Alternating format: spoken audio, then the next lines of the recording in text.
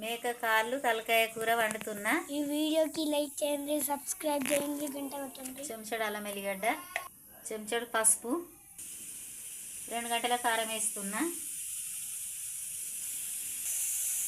ఇట్లా అంతా ఉప్పు మిరం పట్టేటట్టుగా మంచిగా కలుపుకోవాలి. నేను ఉప్పు మిరంలా కలిపిందే ఉంటుంది, నేను మళ్ళీ వేయాలి ఉప్పు.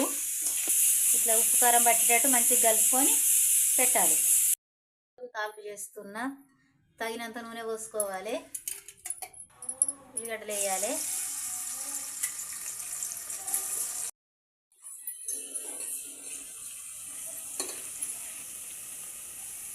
ఇక ఉల్లిగడ్డలు గోలినవి పసుపు వేస్తున్నా. ఉల్లిగడ్డలు గోలినవి కూర వేస్తున్నా, తాలింపు వేస్తున్నా.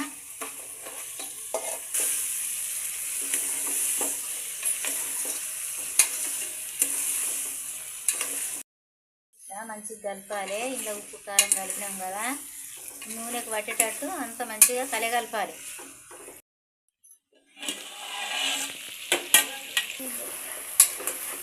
ఇట్లా మంచిగా నూనెలు ఉడకాలి. నూనెలో మంచిగా ఉడికితే మంచిగా ఉంటుంది.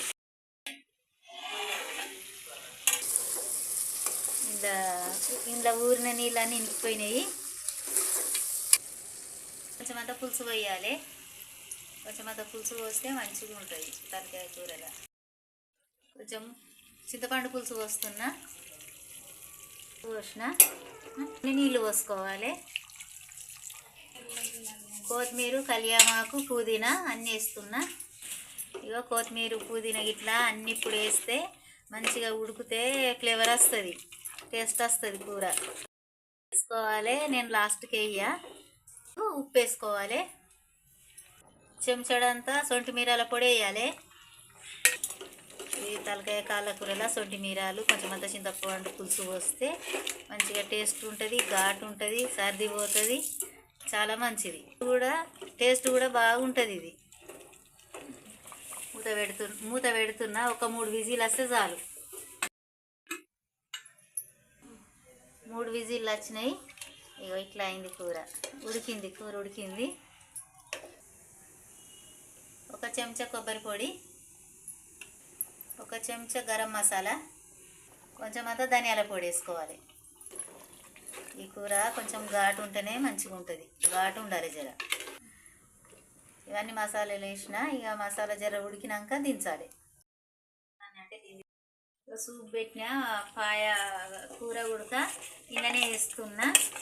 మంచిగా ఉంటుంది. ఇంక వేస్తే మెత్త ఉడికింది అప్పుడే సూప్లో బాగుంటుంది.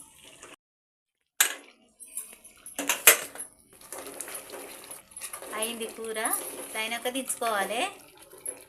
ఇగో ఎసరు చిక్కగా అయింది, దించుతున్నా. ఇదంతా గిన్నెలకు తీస్తున్నా. మేక కాళ్ళ తలకాయ కూర రెడీ అయింది. బాగుంటుంది.